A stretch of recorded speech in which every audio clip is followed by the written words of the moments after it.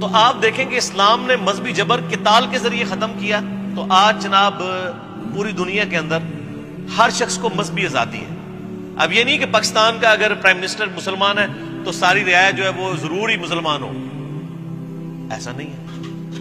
یا Indian prime minister اگر ہندو ہے تو وہ ایمفسائز کرے کہ سارے مسلمان ہندوازم قبول کر لیں۔ جو مظالم ہو رہے ہیں وہ الگ بات، لیکن اوورآل وہ اس طرح ایمفسائز تو نہیں کر سکتے۔ تو یہ جو مذہبی جبر ختم کیا ہے نا اسلام نے، یہ اس جدید دور کا خالق اسلام ہے، اور یہ ہوا ہے تلوار کے زور۔ یہ فلسفہ تھا، یہ جو تماشا بنایا ہوا نا انہوں نے کہ جی وہ دیکھیں جی مسلمانوں نے تلوار کے زور کے اوپر پوری دنیا کے اوپر حکومت کی ہے، یہ جنگجو تھے۔ سر جو بدماش سینکڑوں سال سے دنیا پر حکومت جمائے بیٹھے تھے، ان بدماشوں کو اکھاڑنے کے لیے تلوار کی تو ضرورت پڑنی تھی، اور اس کے لیے پھر اللہ تعالیٰ نے یہ تلوار مسلط کی۔ ظاہرہ اس کا انیشلی آغاز جو ہے وہ پھر مدینہ شریف سے ہوا، یعنی یہ دعوت قتال کی شکل میں مدینہ شریف سے اٹھی اور 15-17 سالوں کے اندر پوری دنیا کے اوپر یعنی پھیل گئی۔ آپ دیکھ لیں کہ ہجرت مدینہ ہوئی ہے یکم ہجری میں، اس وقت صرف 125 بندے مسلمان تھے۔ 2 ہجری میں غزوہ بدر ہوا، کتنے مسلمان تھے؟ 313۔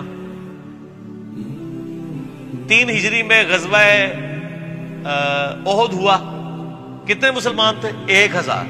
ان میں سے بھی 300 وہ منافقین ہی تھے، 700 مسلمان تھے۔ پھر 5 ہجری کے اندر غزوہ خندق ہوئی، 6 ہجری کے اندر صلح حدیبیہ ہوئی، 7 ہجری میں غزوہ خیبر ہوئی، 8 ہجری میں فتح مکہ ہو گئی، اور 8 ہجری میں غزوہ حنین ہوئی ہے مشرکین عرب کے خلاف آخری فیصلہ کن جنگ، اور 9 ہجری میں غزوہ تبوک ہوئی، جو یعنی رومن امپائر کو نظر آ گیا تھا کہ یہ تو نئی امپائر کھڑی ہو رہی ہے، تو کیسر روم نے جو عرب کی سرزمین تھی تبوک، اس کے پاس بارڈر پہ آ کے 1.5 لاکھ کی فوج یعنی کھڑی کر دی اور کہا کہ ہم تو یہ نئی جو سپر پاور بن رہی اس کو دبائیں۔ تو یہ پہلا اور آخری موقع تھا جب اللہ تعالیٰ کے محبوب صلی اللہ علیہ وآلہ وسلم نے یہ اناؤنسمنٹ کی کہ اب جو شخص قتال میں نہیں جائے گا وہ منافق تصور کیا جائے گا۔ اس سے پہلے یہ شرط نہیں تھی۔ 30,000 جانثار صحابہ کا لشکر لے کر، جن میں منافقین بھی شامل تھے جو قانوناً مسلمان تھے، نبی علیہ السلام جو ہے وہ تبوک تک گئے۔ اور سر اس زمانے کے اندر آپ اندازہ کریں 700 کلومیٹر کا سفر ریگستانی سخت گرمیوں میں، جب کئی کے لوگوں کے پاؤں میں جوتیاں بھی نہیں تھیں، کئی پیدل تھے، بہت کم لوگ سواریوں پر تھے، اور ان پر ایسا روب ڈلا کہ کیسر روم نبی علیہ السلام کے پہنچنے سے پہلے ہی بارڈر چھوڑ کے بھاگ گیا۔ پہلے وہ للکار رہا تھا، حالانکہ 1.5 لاکھ اور 30,000 کا کوئی مقابلہ تھا۔ 1.5 لاکھ لیٹسٹ اسلحے کے ساتھ لیس آرمی، اور 30,000 جن کے پاؤں میں جوتیاں بھی نہیں ہیں، لیکن اس کو نظر آیا کہ نہیں بھائی یہ غیبی مدد ہے، ورنہ میں آپ کو یہ غزوہ تبوک ہی جنگ یرموک ثابت ہو جانی تھی۔ اور پوری دنیا پہ داغ بیٹھ گئی یار رومن امپائر، یعنی آپ دیکھیں کہ بھوٹان فوج لے کے آئے اور امریکہ اپنی فوج پسپا کر لے تو دنیا میں کیسے کھلبلی مچ جائے گی۔ انہوں نے کہا یار یہ لوگ فوج لے کے بھاگ گئے۔ نبی علیہ السلام 40 دن تک وہاں رہے، ارد گرد کے قبائل کے ساتھ آپ نے باقاعدہ معاہدے کیے کہ یا تو نیوٹرل رہو گے یا ہمارا ساتھ دو گے۔ ساروں نے کہا جناب تھوڑی تو طاقت ہی نہیں کسی دی، رومن امپائر ناس گئی ہے۔ تو کچھ آپ کے ساتھ مل گئے، کچھ نے کہا ہم جنگ ہوئی تو ہم نہ ان کا ساتھ دیں گے نہ آپ۔ پھر نبی علیہ السلام تو دنیا سے تشریف لے گئے اس غزوہ تبوک کے 1.5 سال کے بعد۔ پھر حضرت بکر صدیق کے زمانے کے اندر جو ہے وہ کسریٰ کے خلاف قتال شروع ہوا۔ ظاہر ان پر بھی حجت تمام ہونی تھی، ان کو بھی خطوط لکھے ہوئے تھے، یا تو جزیہ دو یا مطیع ہو جاؤ یا جنگ کے لیے تیار ہو جاؤ، جو سورہ توبہ میں آیا۔ انہوں نے سوچا ہی نہیں تھا، انہوں نے کہا یہ عرب کے بدو یہ تو لوٹ مار کرنے آتے ہیں اور بھاگ کے راتوں رات چلے جاتے ہیں۔ انہوں نے کہا نا اب ہم لوٹ مار کرنے نہیں آئے ہیں، ہم بھیجے گئے ہیں۔ تو وہ تو ان کو سیریس لے ہی نہیں تھے رہے۔ اچھا یہ جو کسریٰ کے لوگ تھے نا پرشین امپائر کے، یہ یعنی بڑے ٹف ماحول کے عادی تھے۔ عرب کے ٹکر کے اگر کوئی لوگ تھے نا تو وہ کسریٰ کے لوگ تھے، کیونکہ وہ بھی اس ٹف ماحول کے عادی تھے جس طرح عرب کے لوگ عادی تھے۔ یعنی کتنے عرصے تک ریگستانوں میں سفر کرنا اور سارا وہ گرمی کو برداشت کرنا۔ اچھا وہ جب پہنچے ہیں تو آپ دیکھیں عراق فتح ہوا، حضرت خالد بن ولید رضی اللہ عنہ کو بھیجا سیدنا ابوبکر نے، کرتے کرتے جناب جو ہے نا وہ فتوحات بڑھتی گئی. لہٰذا آپ سر عمر سیریز دیکھیں, مولویوں کو چھوڑیں, عمر سیریز دیکھیں. آپ نے اگر یہ ریولوشن دیکھنی ہے تو حضرت ابوبکر صدیق وفات پا گئے, حضرت عمر بنے, تو ابھی بالکل فیصلہ کل, یعنی دونوں طرف فائنل کھیلے جانے والا تھا. آپ دیکھیں کہ مسلمانوں کی تعداد تھوڑی ہے اور دونوں محاذوں پہ. حضرت ابوبکر نے اپنے زمانے میں شام کے قتال کے لیے بھی, یعنی رومن امپائر کے خلاف بھی جنگ کے لیے فوجیں بھیج دی, اور عراق تو فتح ہو گیا, کسرا کے خلاف بھی بھیج دی. دونوں سپر پاور سے بیک وقت ٹکراؤ. اس دوران سیدنا ابوبکر کی وفات ہو گئی, حضرت عمر خلیفہ بنے, اور عین میدان جنگ میں جنگ یرموک ہونے والی تھی. خالد ابن ولید چیف آف آرمی سٹاف ہیں. حضرت عمر نے پہلا ڈیسیژن کیا کہ خالد کو ہٹاؤ, اور جناب کھلبلی مچی. انہوں نے کہا جناب ساری فتوحات خالد نے کی تھی, انہوں نے کہا میں تمہاری یہی بت پرستی توڑنی ہے, میں نے تمہاری یہی شخصیت پرستی توڑنی ہے. یہ خالد کی وجہ سے نہیں ہوئی ہے فتح, یہ خالد کے رب کی وجہ سے ہوئی ہے.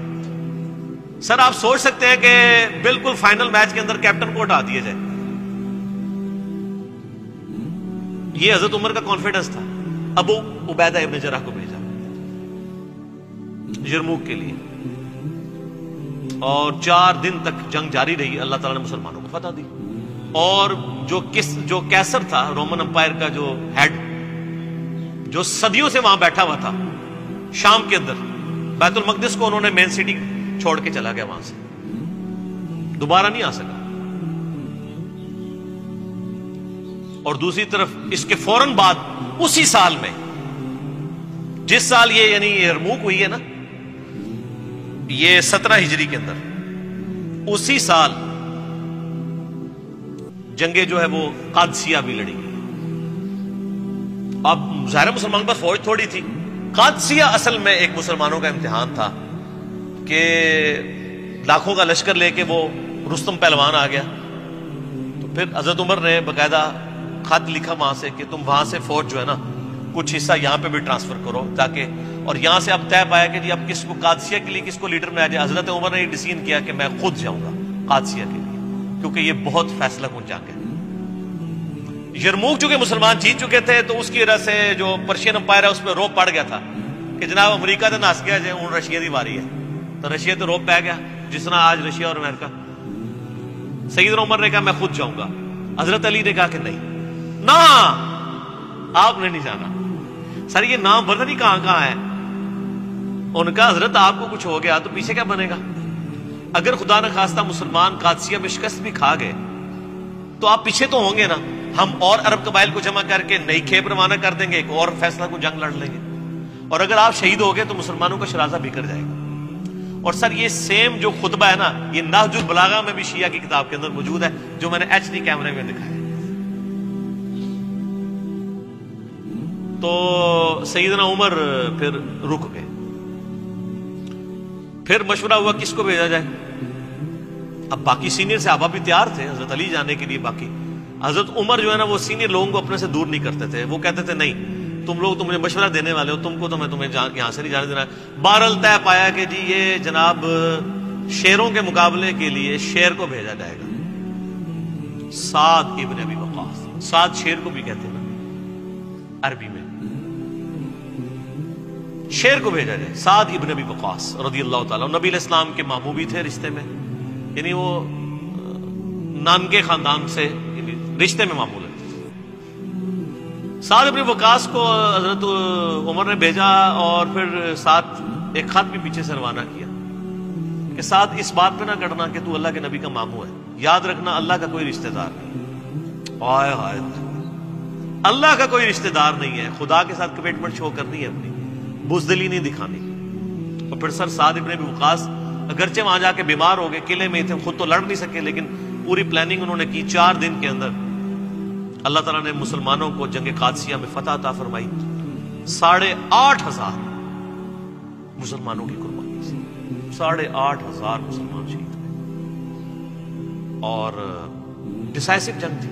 آج ہمیں ان 8,500 بندوں کے نام تو نہیں پتا, لیکن اللہ کے حضور تو وہ امر ہے, جنتوں میں. اور پوری پرشین امپائر مسلمانوں کے قبضے میں آ گئی. رومن امپائر کا تو کچھ حصہ آیا تھا نا, باقی جزیہ دینے پہ آمادہ ہو گئے. پرشین امپائر پوری مسلمانوں کے پاس آ گئی. اور پھر حضرت عمر کا آپ کرائٹیریا دیکھیں کہ انہوں نے پرشین امپائر گری تو عبداللہ ابن مسعود کو چیف جسٹس بنا کے وہاں پہ بھیجا. چیف جسٹس اتنا بڑا ہوتا، آج کا چیف جسٹس نہیں سنبھالا جا رہا، اس زمانے کا چیف جسٹس. حضرت علی کو حجاز میں لگایا جہاں خود تھے حضرت عمر، مدینہ مکہ یہ پورا ایریا، یہاں کے چیف جسٹس علی ابن ابی طالب جو کسی کی پرواہ نہ کرے. عبداللہ ابن مسعود ایک کاشتکار کا بچہ، غریب صحابی، لیکن نبی علیہ السلام کا وہ لاڈلا، تو پرشین امپائر پہ وہاں پہ بھیجا کہ یہ چیف جسٹس آف کوفہ، اور پورا عراق ایران یہ پورا ایریا یہ ایک ہی ہوتا تھا، عراق ایران کا ٹائم. اور ابو درداء اصحاب صفہ میں سے اس کو رومن امپائر میں چیف جسٹس لگایا. یہ وہ لوگ تھے جو دنیا ادھر سے ادھر ہو جائے نا، یہ کسی معاملے میں کسی کا لحاظ نہیں کرنے والے تھے، حضور کی تربیت یافتہ تھے. اسی لیے آپ دیکھیں حضرت عمر جب تک رہے نا مینجمنٹ کمزور نہیں ہوئی ہے. حضرت عمر والی کوالٹیز اگر حضرت عمر کے بعد کسی شخص میں تھی تو وہ حضرت علی میں تھی. اسی لیے کافر بھی کہتے ہیں کہ حضرت عمر کے بعد اگر حضرت عثمان کی جگہ حضرت علی کو خلیفہ چن لیا جاتا تو حضرت ایک عمر ثانی مل جاتا مسلمانوں کو. اور بہرحال وہ خیر ایک علیحدہ سے ایک ٹاپک ہے. بہرحال یہ میں آپ کو بتا رہا ہوں کہ اس ساری چیزوں کی ابتدا ہوئی ہے قتال سے، قتال سے اس کا آغاز ہوا ہے. اور وہ قتال ہے کہ جس کا ذکر یہاں پر سورۃ الحشر میں اس قتال کے آغاز کا ذکر ہے. اور یہاں پر یعنی جو ڈیسائسو کچھ واقعات ہونے ہیں ان میں سے ایک واقعے کا یہاں پر ذکر آئے گا.